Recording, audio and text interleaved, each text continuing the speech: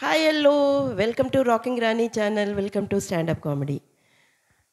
నేను మీకు అందరికి తెలిసిందే కదా, ఒక government employee. So government employee ఉండి సాయంత్రం పూట నేను మా హస్బెండ్కి బిజినెస్లో హెల్ప్ చేస్తూ ఉండాలి. కాబట్టి నేను ఫుల్ డే బిజీ ఉంటా.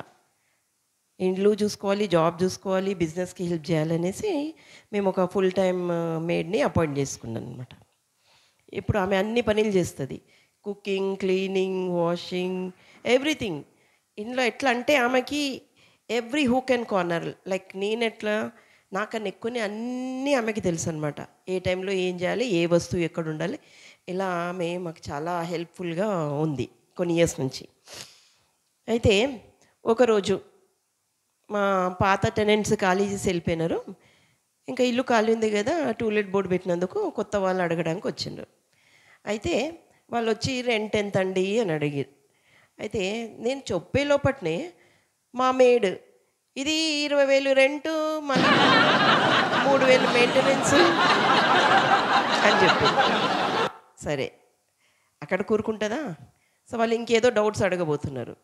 సరే నేను చెప్పాలనుకుంటున్నా, చూడండి మా కండిషన్స్ అని చెప్పబోతుంటే ఇంకా మా మేడ్ అందుకుంది, చూడండి చూడండి అయ్యా, మా ఇంట్లో ఇక్కడ దిగితే మాత్రము రాత్రి 10:30కే గేటు లాక్ చేసేస్తాము, ఇల్లు నీట్గా పెట్టాలి, చెత్త చెదాలంతా వేయొద్దు కాంపౌండ్లో అక్కడిక్కడ, ఇవన్నీ అయితే మాకు నచ్చదు, మీరు నీట్గా ఉండేది ఉంటేనే మీరు ఇల్లు తీసుకోవాలి, అట్లయితేనే ఇష్టం చూడండి అన్నదా. సరే అమ్మగారండి మీరేమైనా చెప్పండి, వాళ్ళకి ఇంకేమైనా డౌట్స్ ఉంటే క్లియర్ చేయండి అంటారు. అంటే ఇంకేం చెప్పేది ఉంది, నువ్వే అన్నీ చెప్పేస్తున్నావు కదా, ఇంకా నేనేం చెప్తా. సరే అట్లయింది. అయితే ఇంకో రోజు మా ఇంటికి ఫ్రెండ్స్ వచ్చినారు. వాళ్ళ డాటర్ బర్త్డేకి ఇన్విటేషన్ వేయడానికి ఇంటికి వచ్చిన అనమాట.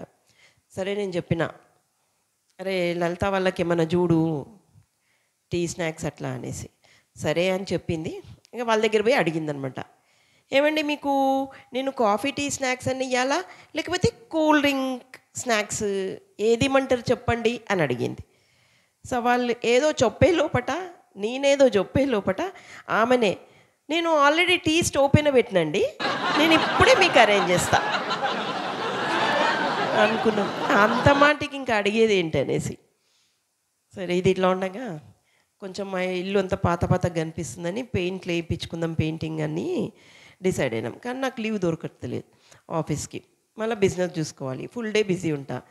ఇంకా నేను మా మేడ్ లలిత పైన డిపెండ్ అయ్యి చెప్పిన, చూడు ఈ రూమ్లో ఈ కలర్ వేయించాలి అని ఒక దగ్గర రాసి పెట్టిన, ఈ రూమ్లో ఈ కలరు, డ్రాయింగ్ రూమ్కి ఈ కలరు, హాల్కి, ఐ మీన్ ఒక్కొక్క రూమ్కి, పాప రూమ్కి ఇది అని చెప్పి పెట్టిన ఆమెకి.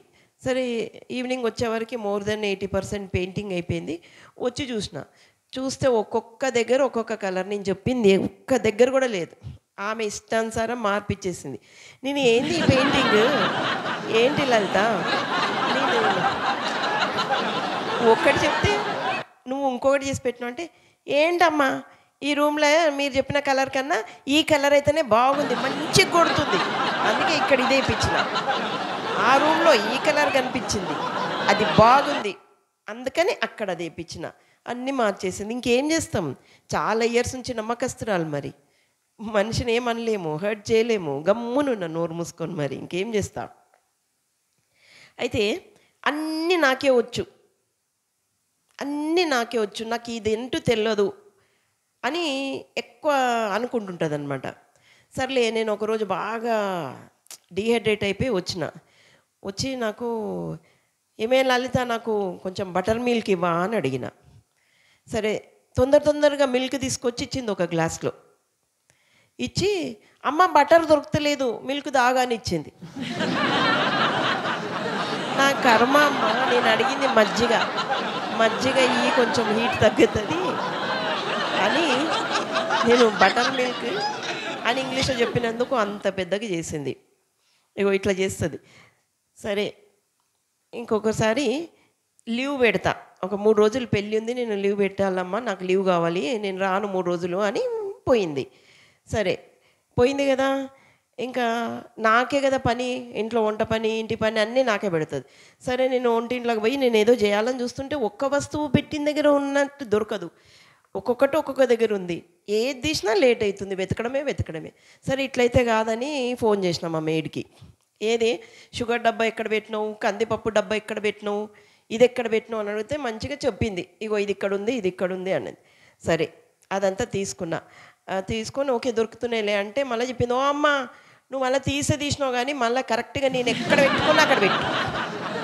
అంతే వార్నింగ్ ఇచ్చింది నాకు, నువ్వు మళ్ళీ అదే ప్లేస్లో పెట్టాను. కర్మ. ఇదండి నా సిచ్యువేషన్. ఒక ఎంప్లాయీగా నేను మెయిడ్ని పెట్టుకుంటే ఇట్లుంది నా పరిస్థితి.